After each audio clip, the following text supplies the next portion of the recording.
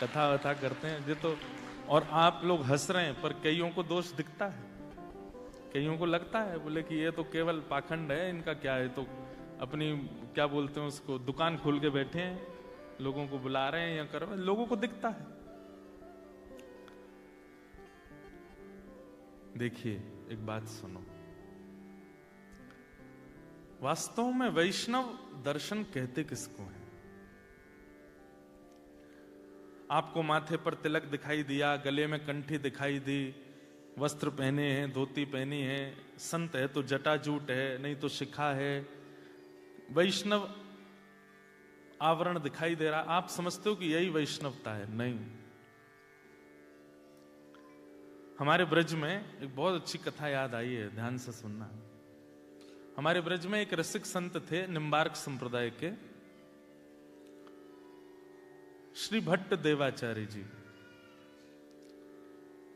तो वैष्णव रूप में रहते थे, द्वादश तिलक लगाते थे, और द्वादश तिलक लगा करके, अंकित करके, कंठी आदि पहन करके बढ़िया सुंदर सिंहासन पर बैठ के भजन करते थे। तो उनके बाह्य रूप को देख करके तो कोई भी आकर्षित हो जाता था। एक छोटा सा बालक उनके पास गया और दंडवत प्रणाम करके बोला कि महाराज, मुझे आपका तिलक बहुत अच्छा लगा, मुझे आपका स्वरूप बहुत अच्छा लगता है, आपकी बैठने की स्थिति, आपका बोलने का ढंग और आपकी नाम, ये सब चीज से मैं बड़ा आकर्षित हो गया हूं, मुझे आप गुरु दीक्षा दे दीजिए। तो श्री भट्ट देवाचार्य जी बोले,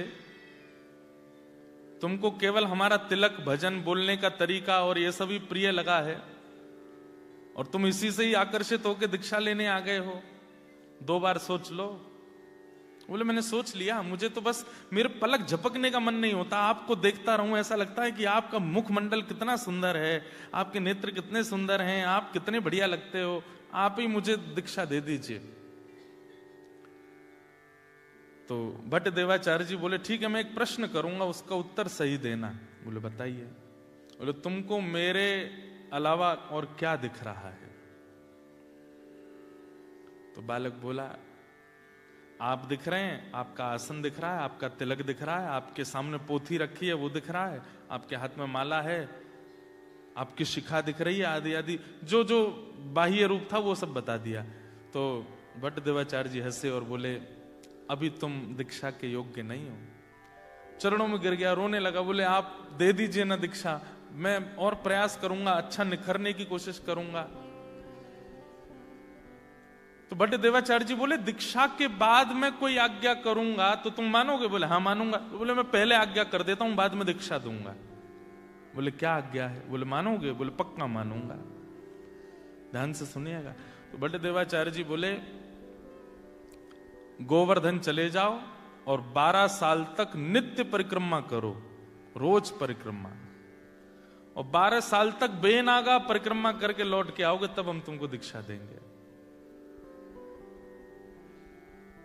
बालक बोला, छल लिया आपने तो मुझे। आपने कहा दीक्षा के बाद आज्ञा करूंगा तो भी मानना है, पहले कर देता हूं तो ये ऐसी आज्ञा करिए, मतलब 12 साल तक तो मैं कुछ कर ही नहीं सकता।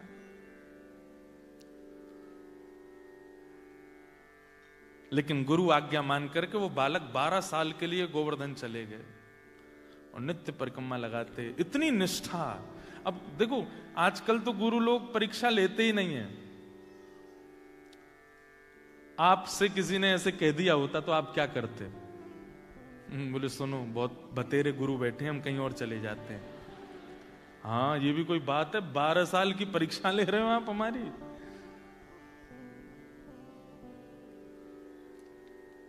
तो चले गए, वो बालक भी चला गया। गुरुजी 2 प्रकार से परीक्षा ले रहे थे, निष्ठा देखूं, निष्ठा कैसी है, मानता है कि नहीं, और फिर 12 साल के तब से जो परिवर्तन आएगा दृष्टि में, उससे इसी का भला होगा। तो 12 साल के लिए वो बालक चला गया, गिरिराज जी की रोज परिक्रमा करी और गिरिराज जी से रोज प्रार्थना करते, हे गिरिराज बाबा मुझे योग्य बना दो कि मैं अपने गुरु से दीक्षा ले सकूं। 12 साल बाद वो बालक आया, अब तो वो बड़ा हो गया था। गुरुजी प्रणाम, आपने आज्ञा की थी 12 साल परिक्रमा की, मैं पूरी करके आ गया हूं, अब मुझे दीक्षा दे दो। गुरुजी बोले 12 साल हो गए? बोले हाँ। अरे मेरा लाला, अच्छा बैठो, बताओ अब तुम्हें क्या दिख रहा है? बोले गुरुजी पहले तो केवल आप एक मानव जैसे दिख रहे थे, लेकिन आज आपके श्री अंग से ऐसा लग रहा है मानो जैसे सूर्य के समान तेज प्रकट हो रहा हो। आपका तिलक ऐसा लग रहा है मानो स्वर्ण मंडित कुछ माथे पर विराजमान हो। आपके रों कूप में ऐसा लग रहा है मानो जैसे कोई दिव्य दिव्य वेद ध्वनि प्रकट हो रही हो। खूब महिमा मंडन किया। बट देवाचार्य जी बोले अच्छा बेटा एक काम करो। बोले क्या? 12 साल के लिए फिर जाओ। बोले गुरुदेव ये क्या? बोले अभी जो तुमको दिखना चाहिए वो दिखा नहीं है, और जब तक वो दिखेगा नहीं मैं दीक्षा दूंगा नहीं।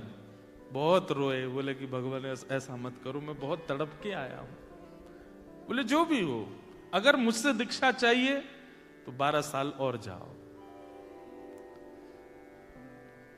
वो बालक फिर से गया। 12 साल, 24 साल, 12 साल पहले और 12 साल अब, बेनागा गिरिराज जी की परिक्रमा रोज की, केवल गुरु को जीवन में लाने के लिए। हम ठाकुर जी को जीवन में लाने के लिए तप नहीं करते। वृंदावन जाते हैं, शॉपकीपर से कहते हैं हाँ भाई कितने के हैं गोपाल जी? 5000 रुपए। थोड़े कम कर लो यार, ऑस्ट्रेलिया से आए हम। भैया एक बात हमारी ध्यान से सुनिएगा, भजन, भक्ति, गुरु, वैष्णव, ठाकुर जी, ये सहजता से अगर जीवन में आ गए ना, आप उनकी सेवा फिर निपुणता से करोगे नहीं। इसलिए मूल्यवान वो मोल से आने चाहिए, वो मेहनत से आने चाहिए, वो तप से आने चाहिए, तभी आप उनका मूल्य समझोगे। 24 साल हो गए। अब वो बालक नहीं रहा है, अब तो वो बड़ा हो गया, आयु उसकी खूब हो गई। आया, प्रणाम किया, बोले गुरुदेव 24 वर्ष की तपस्या पूरी हो गई, अब आज्ञा कीजिए। गुरुजी बोले बैठो सामने, बताओ अब क्या दिख रहा है? बोले गुरुदेव ऐसा लगता है कि आप कोई सहचरी हैं, आप कोई ठाकुर जी की नित्य दासी हैं। आप अभी तक मुझे पुरुष रूप में दिखते थे, पर ऐसा लगता है कि आप ब्रज की कोई गोपी हो, और आप अभी अभी दही मत करके आए हो, और दही से निकले हुए जो माखन के लोना हैं वही आपके मुखमंडल पर छींटे के रूप में दिख रहे हैं। जो पहले तिलक दिख रहा था अब उसको वो कुछ और दिख रहा था। गुरुजी बैठे बैठे प्रसन्न हो रहे थे, खुश हो रहे थे, और बोले आप अभी ऐसे लग रहे हो कि जैसे मानो ठाकुर जी वेणुनाद कर रहे हैं और आपको अपनी लीला में बुला रहे हैं, और आप बस तुरंत मेरे से मुक्त होकर के सीधे वहीं जाने को तत्पर बैठे हैं। ऐसा लगता है कोई दिव्य लीला हो रही है, और आप उस लीला की एक गोपी हैं। ये कोई आडंबर नहीं था, ये सत्यता थी, ऐसा ही दिख रहा था उसको। बट देवाचार्य जी बोले बेटा, बोले जी गुरुदेव। बोले 12 साल के लिए जाओ गोवर्धन। लेकिन अब की बार वो रोया नहीं, वो समझ गया कि नहीं मेरी योग्यता अभी बनी नहीं है। फिर भी कहा गुरुदेव मैं जान सकता हूं क्या मुझे जो दिख रहा है वो सत्य नहीं है? बोले सत्य है, लेकिन तूने आते ही कहा कि 12 साल की तपस्या पूरी हुई। ये 12 वर्ष की तपस्या का एक अभिमान तेरे चित्त में है, एक बार और जाओ। कितने 12 थोड़ी, अब तो कितने हो गए? 24 वर्ष हो गए। फिर से गया, 12 साल फिर गिरिराज जी की परिक्रमा करी, और जैसे ही 36 वर्ष हो गए, लौट करके जब आए, श्री भट्ट देवाचार्य जी अपने आसन पर बैठे थे, और सामने से वो जैसे ही आया, आते अब कुछ बोला नहीं, अब कुछ कहा नहीं, बस नेत्रों से अविरल अश्रुधारा गिरी। भट्ट देवाचार्य जी बोले कहो बालक क्या कह रहे हो? बोले नाथ ऐसा लगता है कि मानो मेरे सामने साक्षात यशोदा मैया बैठी हैं, और उनके एक गोदी के ऊपर साक्षात किशोरी जी बैठी हैं, और दूसरी गोदी में साक्षात श्री लाल जी बैठे हैं। श्री प्रिया लाल जी को गोद में लेकर के मानो जैसे यशोदा जी बैठी हैं, मानो जैसे कीर्ति मैया मेरे सामने बैठी हैं, मानो जैसे साक्षात कोई गोपी दोनों युगल सरकार को लेकर के बैठी है। तुरंत भट्ट देवाचार्य जी अपने आसन से उठे, युगल गोदी में दिखे ना? बोले हाँ। बताओ ठाकुर जी का रूप कैसा है? बोले कटाक्ष नेत्र हैं, मंद मंद मुस्कार हैं, थोड़ी थोड़ी दतुइयां दिख रही हैं। श्री जी का रूप कैसा है? बोले बिल्कुल कमलांगी हैं, कमल जैसा अंग है, सुंदर कटाक्ष नेत्र हैं, धीमे धीमे श्याम सुंदर को देख रही हैं। जब बिल्कुल विश्वास हो गया कि हाँ यही दिख रहा है, तुरंत बड्डे देवाचार्य बोले अब दीक्षा दूंगा, यही दिखाना था। अभी तक तुमको केवल मैं दिखा, अभी तक मेरी योग्यताएं दिख रही थी, अभी तक मेरा प्रभाव दिख रहा था, लेकिन वास्तविक दर्शन अब हुआ, अब तुम्हें दीक्षा देंगे। और वही हमारे ब्रजमंडल के एक अद्भुत रसिक बने वो बालक, और उनका नाम हुआ हरिव्यास देवाचार्य। क्या नाम हुआ? हरिव्यास देवाचार्य। उन्होंने बड़े अच्छे अच्छे पद गाए। था तो नाम उनका हरिव्यास देवाचार्य, लेकिन उनके पद में वो अपना नाम आता है ना, सबको सूरदास जी का नाम आता है, कुंभनदास जी का नाम, उनके पद में नाम आता है हरिप्रिया। उन्होंने अपना नाम रखा हरिप्रिया। ये है संत दर्शन। हमको तिलकधारी, धोतीधारी, चोटीधारी, वैष्णव, तुलसीधारी में दोष दिख रहा है, और यहां देखिए एक आचार्य चरण 36 वर्ष तप करा करके अपनी गोद में ठाकुर जी दिखा रहे हैं। हमारी भक्ति तब जानो कि अत्यंत दोष युक्त वैष्णव भी सामने आ जाए, उसमें भी हमको गुण का दर्शन हो, तब समझो कि हमारा भजन फलीभूत हो रहा है। कोई आपसे आकर के कहे, बोले वो सिडनी वाले भैया है ना, वो पूरे दिन नाम जप करते रहते हैं, बोले हाँ अरे वो ऐसे ही हैं, वो ऐसे ही हैं, उनकी बातें ऐसी हैं, उनके काम ऐसे ही हैं, आदि आदि सब बातें। लेकिन आपके मन में क्या है?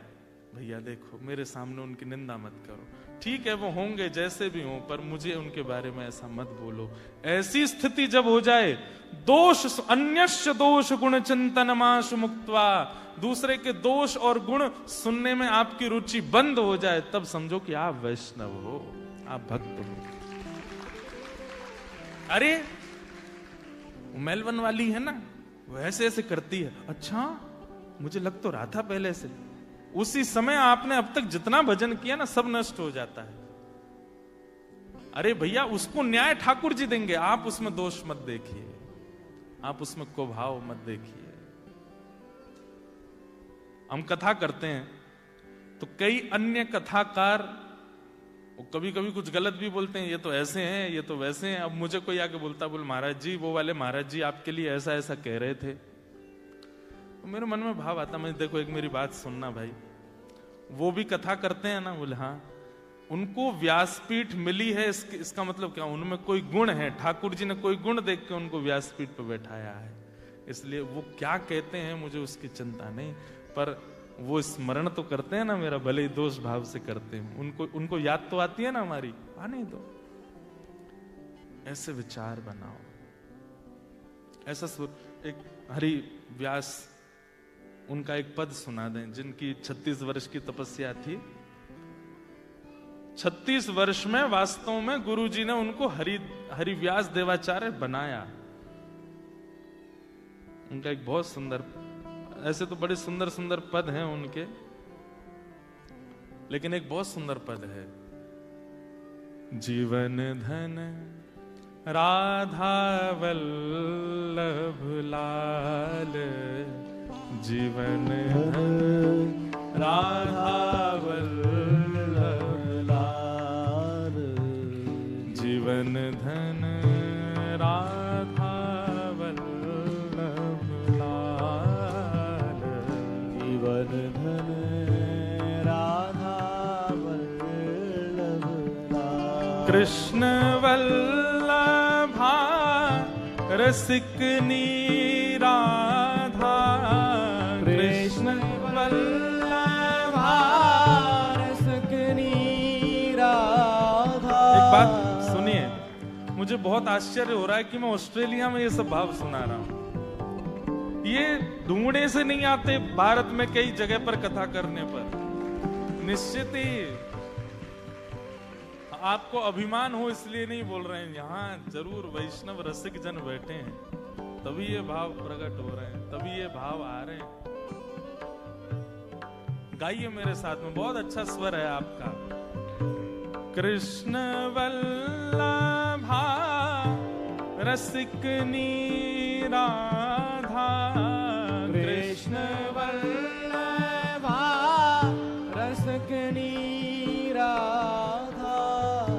कृष्ण वल्लभा रसिकनी राधा, कृष्ण वल्लभा रसिकनी राधा, वारिज बदने बाल परम धन राधा वल्लभ लाल, परम धन राधा वल्लभ लाल, जीवन धन राधा वल्लभ लाल, जीवन धन राधा वल्लभ लाल। जुगल किशोर किशोरी जोड़ी, जुगल किशोर किशोरी जोड़ी, जुगल किशोर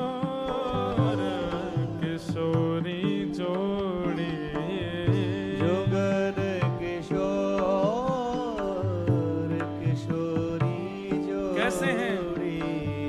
गोरी श्याम तमाल, गोरी श्याम तमाल,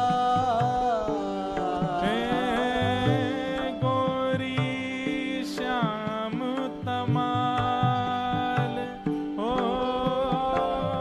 गोरी श्याम तमाल, जीवन धन राधा वल्लभ लाल, जीवन धन राधा वल्लभ लाल, जीवन धन राधा वल्लभ लाल, जीवन धन राधा वल्लभ लाल। किसी ने पूछा आप ये युगल भाव क्यों गा रहे हो?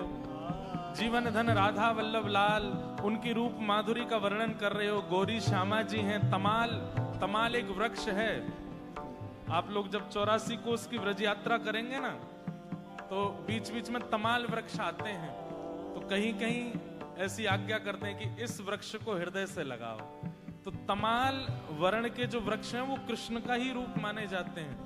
इसलिए आज भी पैदल यात्रा करने वाले लोग जब भी तमाल वृक्ष देखते हैं उसको ऐसे हृदय से लगाते हैं, क्योंकि उसकी आकृति और उसका रंग कृष्ण जैसा ही होता है। इसलिए कई जगह श्री कृष्ण के वर्ण को तमाल वृक्ष से वर्णित किया गया है। तो किसी ने पूछा कि श्री हरि व्यास जी आप ये स्तुति क्यों गा रहे हो, चाहते क्या हो? तब अंतिम पंक्ति में अपने भाव कहते हैं, बसहु निरंतर श्री हरि पियाहिय, बसहु निरंतर श्री हरि पियाहिय, बसहु निरंतर हिय श्री पिया हरि, बसहु निरंतर प्रिया, बसहु निरंतर श्री हरि पिया हिय, बसहु निरंतर श्री हरि प्रिया हिय, आनंद रूप रसा,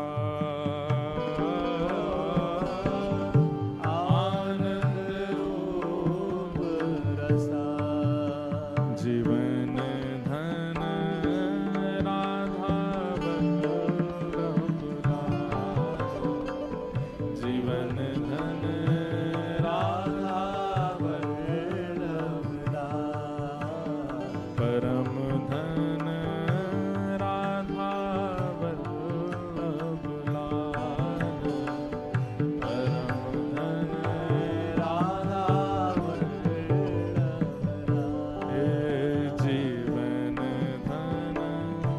राधा वल्लभ लाल, जीवन धन राधा वल्लभ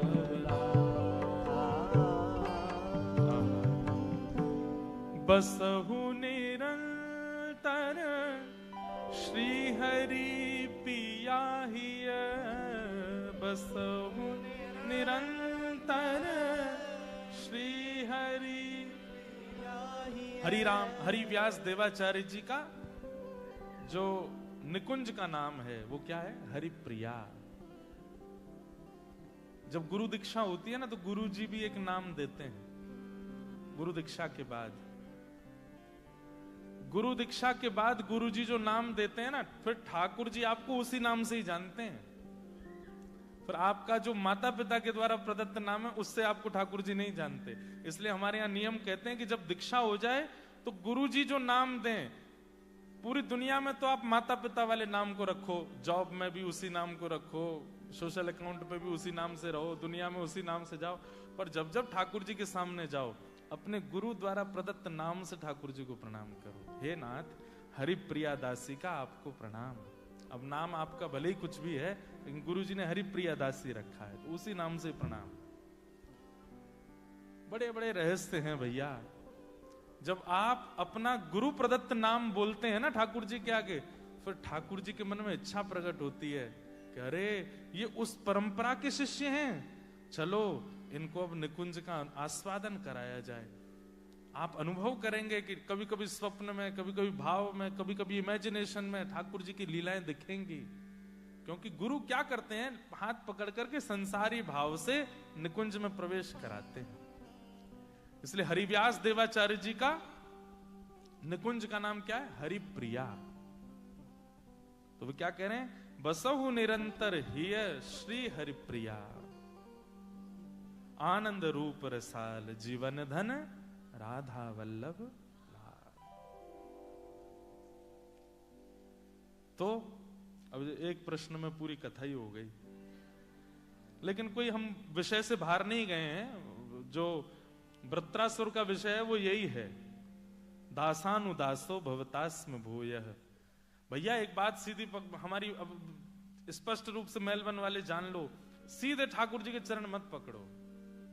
ठाकुर जी अब तक घर में सेवा करा रहे हैं, ठीक है, उनकी सेवा करो, पर उनसे भी ज्यादा इन रसिकों। अब हरिव्यास देवाचार्य जी का एक ग्रंथ है, उसका नाम है महावाणी। क्या नाम है?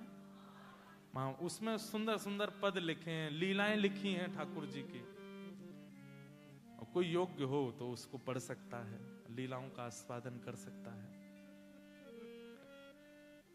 रसिकों के चरित्र सुनिए, भक्तमाल जी का पाठ कीजिए, रसिक जनों की कथाएं सुनना प्रारंभ करो, जीवन में परिवर्तन आने लग जाएगा, ठाकुर जी प्रसन्न हो जाएंगे। तो जिनको शो ऑफ दिखा है उसको बदलने की जगह खुद को बदल लीजिए। अब ये तो एक ही हैंडराइटिंग है, ये सारे पत्र एक ही के हैं। किसी ने कहा है, राधे राधे महाराज जी, मुझे पूछना है कि जो गीत गोविंद हम गाते हैं तब जगन्नाथ जी आते हैं क्या? हाँ बिल्कुल आते हैं। श्री भक्तमाल जी में नाभा गोस्वामी कहते हैं, ता सुनवे राधा रमण अवश्य पधारे। बल्कि वहां तो शब्द राधा रमण है, राधा रमण जगन्नाथ जी एक ही बात है। अगर कोई व्यक्ति गीत गोविंद का पाठ करता है,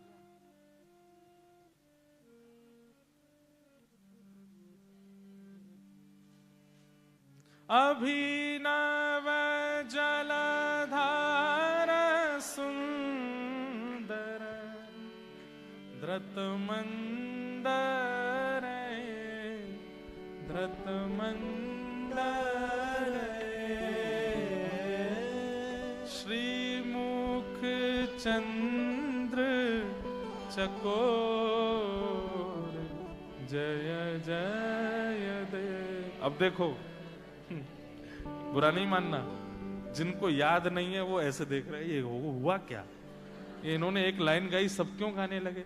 लेकिन जिनको याद है उनके रोंगटे खड़े हो गए और उनको अनुभव हुआ कि जगन्नाथ जी आ गए और तुरंत उपस्थित हो गए। ये गीत गोविंद है, श्री जयदेव महाप्रभु के द्वारा विरचित जो जगन्नाथ महाप्रभु को इतना प्रिय है कि श्री नाभा जी को लिखना पड़ा कि अगर कोई गीत गोविंद का पाठ करता है, चाहे वो ऑस्ट्रेलिया में करे, अमेरिका में करे, कनाडा में करे, ब्रह्मांड के किसी कोने में करे, अरे स्पेस पे जाके वहां भी करे, तो पहला शब्द प्रकट होते ही ठाकुर जी उसके सामने आ जाते हैं।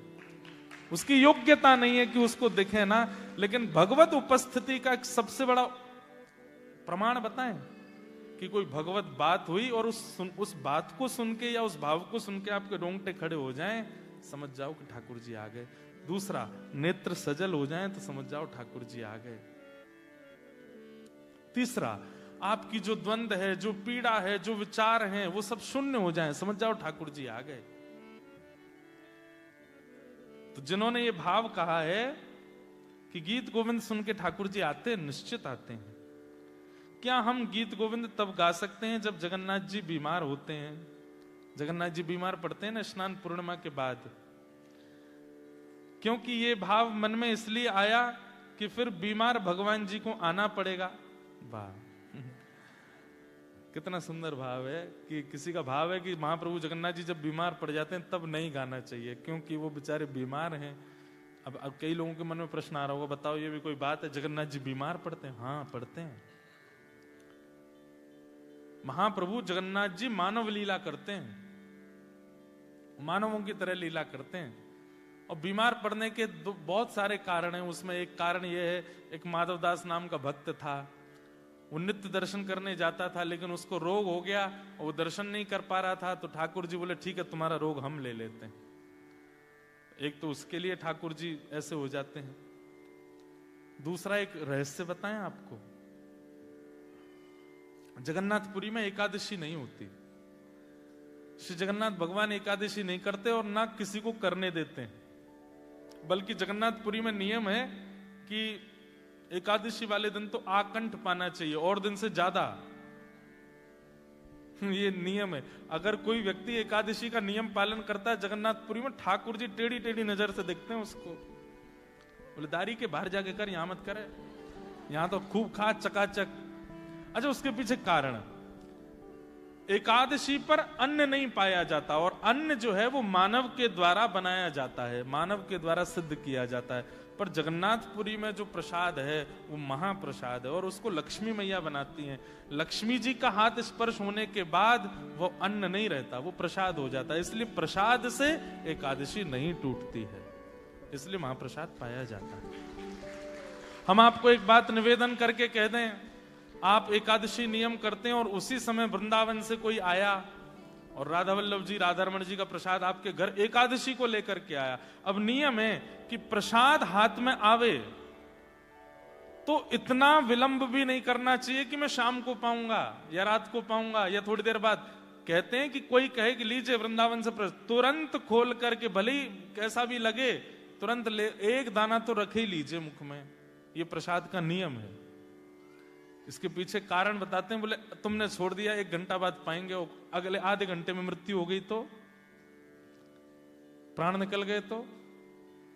इसलिए प्रसाद जब आ जाए सामने, भले ही पेट भरा है, भले ही आप किसी अवस्था में, कुछ भी, कोई कह दे ये प्रसाद है, प्रसाद शब्द सुनते ही तुरंत एक तिनका ही सही लीजिए और तुरंत मुख में धर लीजिए। कई लोग ऐसा विचार करते हैं, एकादशी होती है, अन्न कैसे पावें, प्रसाद तो है लेकिन अन्न तो है, टूट जाएगा। पर नहीं, आप उसके प्रति अन्न बुद्धि नहीं रख सकते हो, वो प्रसाद है। और अगर उसके प्रति प्रसाद बुद्धि है तो प्रसाद से एकादशी नहीं टूटती, इसलिए उसको पा लीजिए तुरंत। अन्न पाने को निषेध है। तो किसी का भाव है कि उस दिन क्यों गाँव में बढ़िया अच्छा मत गाएगा, हम तो नियम बताते हैं कथा में, गाड़ी चल रही हो खूब तेज रफ्तार में, उस समय गीत गोविंद मत गाना। ठाकुर जी कहेंगे नहीं धीरे कर ले, मुंह को दौड़ो ना जा रो। गीत गोविंद कब गाना चाहिए? जब आप व्यवस्थित बैठे हो, आनंद से बैठे हो, आसन लगा करके, उस पर इत्र लगा करके, बिल्कुल मंद, ठाकुर जी को श्रम ना हो, ये विचार करके गीत गोविंद का पाठ करना चाहिए। ठाकुर जी निश्चित आते हैं। गृहस्थ में पति भक्ति में नहीं है, परंतु मैं हूं, मुझे दीक्षा लेने का बहुत मन है, क्या मैं दीक्षा ले सकती हूँ? और बहुत असमंजस है कि किस संप्रदाय से लेनी चाहिए आदि आदि। पहली बात, असमंजस व्यक्ति को दीक्षा नहीं लेनी चाहिए। आपको पहले तो यही असमंजस है कि संप्रदाय देखिए, गुरु हम कथा में बताते हैं कि जिनकी वाणी आपको कृष्ण के समीप ले जा रही हो, जिनके विचार आपको और अच्छा बना रहे हो वैष्णवता में, जिन दोषों को आप कभी नहीं छोड़ पाए, जिन दुराचारों को आप कभी त्याग नहीं पाए, जिनके आने से वो सब स्पष्ट होने लग जाए, वो गुरु हैं आपके। फिर चाहे वो जिस संप्रदाय से हो, आप उनकी शरणागति ले सकते हैं। लेकिन अगर पति अनुकूल नहीं है, उनके भाव नहीं है, तो प्रतीक्षा करो, किशोरी जी से प्रार्थना करो, मानसिक गुरु बना लीजिए किसी को, क्योंकि फिर बेवजह द्वंद्व होगा घर में और फिर अपराध गुरु जी को भी लगेगा। इसलिए किशोरी जी से प्रार्थना करो, इनको हम अपने मन से गुरु मानते हैं, ये हमारे मन से गुरु बने रहें। अब जब पति अनुकूल हो जाएगा तब हम देह की दीक्षा कर लेंगे, ठीक है। तो शरीर की दीक्षा तो तब तक नहीं करनी जब तक व्यवस्था अनुकूल ना लगे। बहुत सारे प्रश्न हो गए, सबको प्रणाम है, क्योंकि बाकी सारे प्रश्न ऐसे हैं जिनका उत्तर हम दे ही देते हैं, और जिनके रह गए हैं हम रात में सब रीड आउट करेंगे। कल कथा क्रम में ही आपके उत्तर मिल जाएं, ऐसी प्रार्थना रखेंगे। दासानुदासो भवतास्मि भूयः। इस 3 दिन के सत्र से आपको यही निर्माण करना है कि ठाकुर जी के दासों के प्रति आपके दासत्व की भावना आवे, ठाकुर जी के जनों के प्रति आपकी दासत्व की भावना आवे। और ये अगर हो गया तो भगवत मिलन बहुत सहज हो जाएगा। ठाकुर जी के पास सीधे जाएंगे, वैकुंठ है उनके पास देने को, लेकिन ठाकुर जी के भक्तों के पास तो निकुंज है, वृंदावन है, यमुना जी हैं, गिरिराज जी हैं, गोवर्धन है, भांडीरवन है, गोकुल है, ये सब दे सकते हैं वैष्णव चाहें तो। इसलिए वैष्णवों की शरणागति करो, ठाकुर जी को भजवे वारेन के दास बनो। और क्या कहते हैं, मनस्मरेता सुपते गुणांस्ते गृणीत वा कर्म करो तुकाय। वृत्रासुर कहते हैं कि नाथ, एक तो मुझे आपके दासों का दास बना दीजिए, और क्या कीजिए, बोले मेरा मन सदैव आपका स्मरण करता रहे, आपके गुणानुवाद मेरी जिह्वा गाती रहे, आपके ही गुणानुवादों को मैं सुन करके अपने कर्म से, अपनी काया से कर्म करूं, हाथों से सेवा करूं, पैरों से प्रदक्षिणा करूं, मेरा सर्वांगीण अंग आपकी सेवा में लग जाए नाथ, ये कृपा करो। इसका मतलब क्या है, सर्वांगीण अंग को सेवा में लगाने की क्षमता ठाकुर जी नहीं दे सकते, वैष्णव दे सकता है, भक्त दे सकते हैं। ठाकुर जी के जो वैष्णव हैं वो दे सकते हैं। दर्शन को नैना तपे, वचन सुनन को कान, मिलवे को हियरा तपे, हिय के जीवन प्राण, गोवर्धन वासी साबरे, गोवर्धन वासी साबरे। जैसे आंखों को दृश्य चाहिए, कानों को स्वर चाहिए, जीव को रस चाहिए, हाथों को स्पर्श चाहिए, और पैरों को नरमता चाहिए चलने के लिए, सब विभाजित हैं। आंख कुछ और चाहती है, कान कुछ और चाहते हैं, जीव कुछ और चाहती है, नासिका कुछ और चाहती है, त्वचा कुछ और चाहती है, हाथ कुछ और चाहते हैं, पैर कुछ और चाहते हैं। लेकिन भक्ति पथिक तो तब माने जब नेत्र से लेकर चरण तक सब केवल कृष्ण को चाहे। आंख केवल कृष्ण को देखना, कान केवल कृष्ण को सुनना, जीव केवल उनके प्रसाद का आस्वादन, त्वचा केवल उनका स्पर्श और पैर केवल उनकी प्रदक्षिणा। समझ रहे हैं हमारी बात? अभी क्या होता है, यहां बैठे कई भक्तों में ऐसी स्थिति होगी, कई लोगों को ठाकुर जी के दर्शन करने में आनंद नहीं आता। उनसे कहो बिहारी जी चलो, अरे कहा करना, बहुत भीड़ है, धक्का पड़ेंगे, ये होगा वो होगा। अच्छा कथा सुनने चलो, अरे क्या सुनना वहां बैठ के, क्या नींद आने लगती है हमको तो। नेत्रों में भक्ति नहीं है, कानों में भक्ति नहीं है, लेकिन उनसे कहो अरे देखो श्री राधा वल्लभ लाल जी का प्रसाद आया, हाँ प्रसाद पवा दो भैया, वृंदावन जाओगे पेड़ा जरूर लेकर के आना। जीव में भक्ति है, मतलब जीव कृष्ण रस चाहती है पर नेत्र नहीं, कान नहीं। ऐसी क्या होता है, हम सब अपने अंदर देख, आप सब लोग विचार कीजिए, ऐसी कौन सी इंद्रिय है हमारी जो कृष्ण भक्ति में नहीं है। किसी किसी को सेवा की बड़ी रुचि होती है, ऐसा श्रृंगार करते हैं ठाकुर जी का कि बस पूछो नहीं, इतने प्यारे लगते हैं। किसी किसी के ठाकुर जी घर में जाते हैं जब देखने के लिए, ऐसी सुंदर सुंदर नई नई पाग पहनाएंगे, ऐसे सुंदर पत्रावली करेंगे, सुंदर सुंदर जड़ाऊ पोशाक पहनाएंगे, लेकिन केवल श्रृंगार में रुचि है। उनसे कहो कथा सुनो, कथा में रुचि नहीं, श्रृंगार में रुचि है। कई लोगों की कथा में बड़ी रुचि होती है, कथा सुनना अच्छा लगता है। अब कौन से महात्मा आ रहे हैं, अब कौन से संत आ रहे हैं, अब कौन से रसिक आ रहे हैं, अब कौन से भाव भक्त आ रहे हैं, कथा सुन लेंगे, लेकिन कथा में सुनाई गई बातों को इंप्लीमेंट बिल्कुल नहीं कर सकते, बस सुनने की रुचि है। वास्तविक भक्ति पथिक तब माने जब हमारी प्रत्येक इंद्रिय केवल कृष्ण रस चाहे। हनुमान जी महाराज पूरे दिन राम जी की सेवा में रहते, बहुत ध्यान से सुनना, लेकिन जैसी शाम होती तो राम जी कनक भवन की ओर जा रहे होते थे।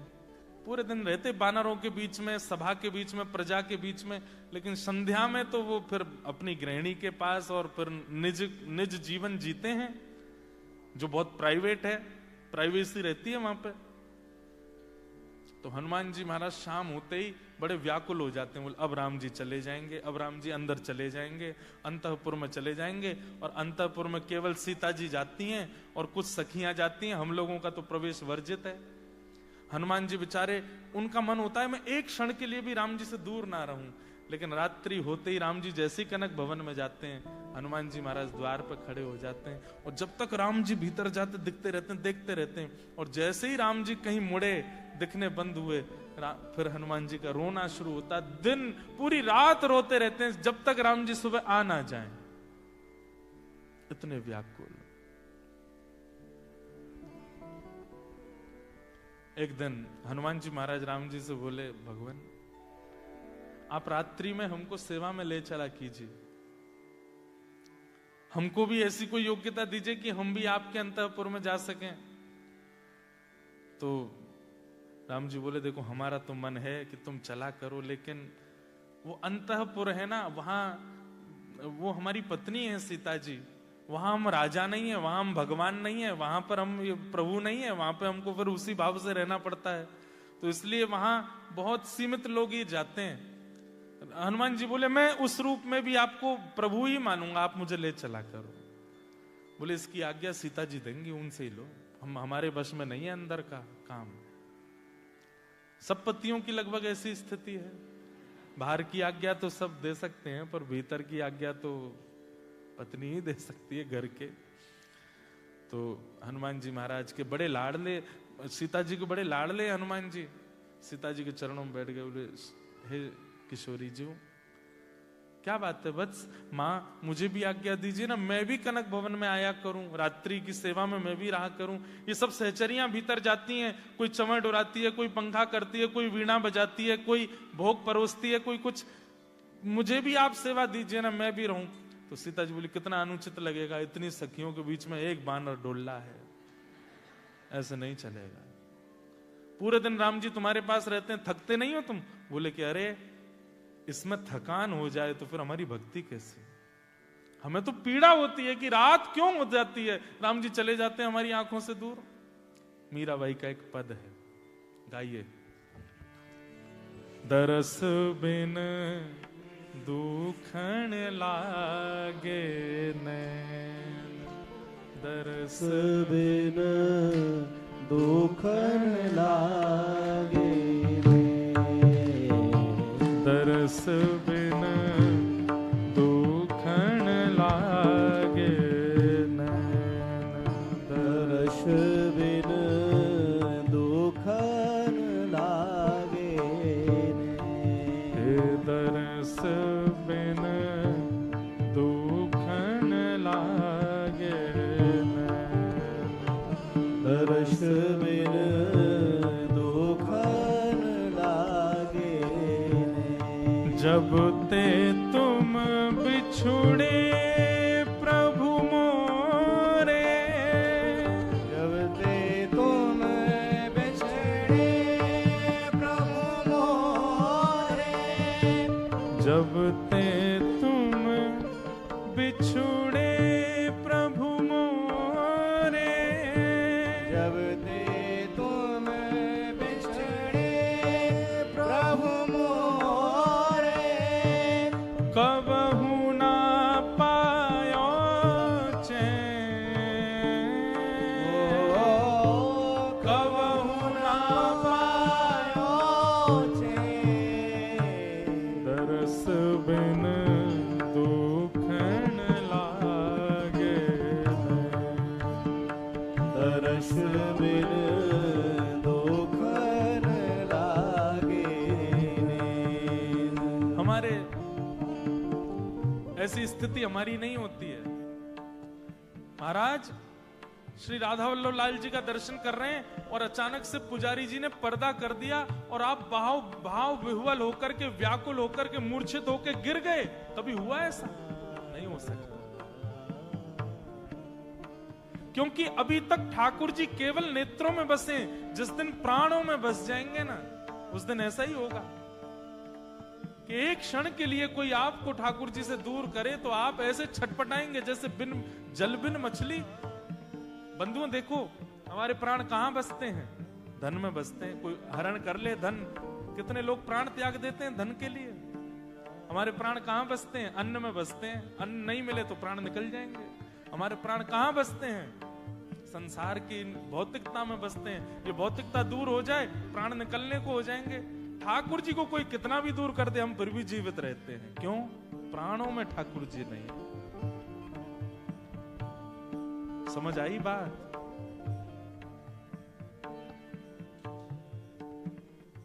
मीराबाई के प्राणों में ठाकुर जी, सूरदास के प्राणों में ठाकुर जी हैं, भौंदू के प्राणों में ठाकुर जी हैं।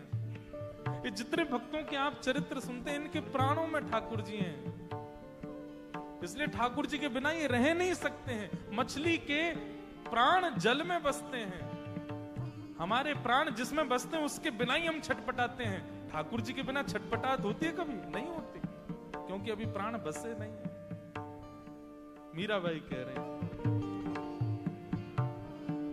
विरह कथा कासू कहूं सजनी, विरह कथा कासू कहूं सजनी, बह गई करवत रे, बह गई करवत रे। मतलब मीराबाई कह रही है कि पूरी रात निकल गई, पूरा दिन निकल गया, अपना विरह किससे कहूं मैं? कल ना परत पल हरि मग जो बन, कल ना परत पल हरि मग जोवत। थोड़ा समझाऊं, हो सकता नहीं समझ आ रही हो बात। मीराबाई कह रही है, कल ना परत, मुझे चैन नहीं मिलता। तो क्या करती हो? बोले पूरे दिन उस राह को देखती रहती हूं।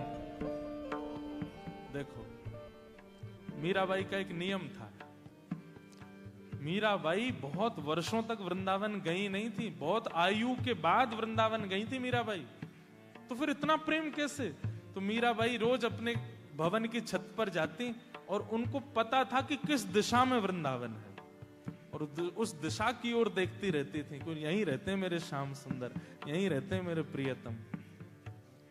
आप सब लोग इतनी दूर ऑस्ट्रेलिया में रहते हो, एक बार मैप पे जाके देखिए कि आप जहां हो वहां से किस दिशा में वृंदावन है। रोज उस दिशा को ही प्रणाम कर लिया करो, रोज उस दिशा को ही वंदन कर लिया करो। मीराबाई अपलक नेत्रों से उस दिशा को देखती हैं जिस दिशा में वृंदावन है, और बस विचार करती हैं अब श्याम सुंदर आएंगे, अब श्री कृष्ण आएंगे, और इसी में ही पूरा दिन निकल जाता है। कल ना परत पल हर मग जोवत, कल ना परत पल हर मग जोवत, भई क्षमा शीर, ओ भई क्षमा शीरे, दरस बिन दुखन लागे, दरस बिन दुखन लागे, दरस बिन दुखन लागे, दर्श बिन दुखन लागे। मीरा के प्रभु कबहु मिलोगे, मीरा के प्रभु कबहु मिलोगे, मीरा के प्रभु कबहु मिलोगे, मीरा के प्रभु कबहु मिलोगे, मीरा के प्रभु कब रे मिलोगे, मीरा के प्रभु कबहु मिलोगे, मीरा के प्रभु कब रे मिलोगे, मीरा के प्रभु कब रे मिलोगे, दुख मेटन सुख देन, दुख मेटन सुख दे, दरस बिन दुखन लागे, दर्श बिन दुखन लागे, दरस बिन दुखन लागे, दर्श बिन दुखन लागे। तो हमारे प्राण जिसमें बसे हैं उसी के वियोग में ही प्राण छटपटाते हैं, ठाकुर जी में नहीं बसे, इसलिए ठाकुर जी का वियोग हमको व्याकुल करता भी नहीं। मीराबाई को किसी ने कहा कि मीराबाई तुम रोज पत्र लिखा करो ठाकुर जी को। तो मीराबाई एक दिन बैठी पत्र लिखने के लिए। शाम को किसी ने पूछा लिखा तुमने पत्र? तो इतने सारे जैसे ये पत्र आए ना, ऐसे पत्र लेकर के मीराबाई बैठ गई सामने, बोले लिखे हैं आप देख लो। तो जब उन संत ने पत्र खोल के देखे तो क्या पाया? पत्र तो लिखे हैं पर वो जितने भी लिखी हुई लेखनी थी सब जैसे पानी डाल देते हैं ना तो ओझल हो जाती है, थोड़ी मिट सी जाती है, ऐसे हो गए। बहुत अच्छा पद लगता है मुझे। पतियां मैं कैसे लिखूं, लिखी ही न जाए। पतियां मैं कैसे लिखूं, लिखी ही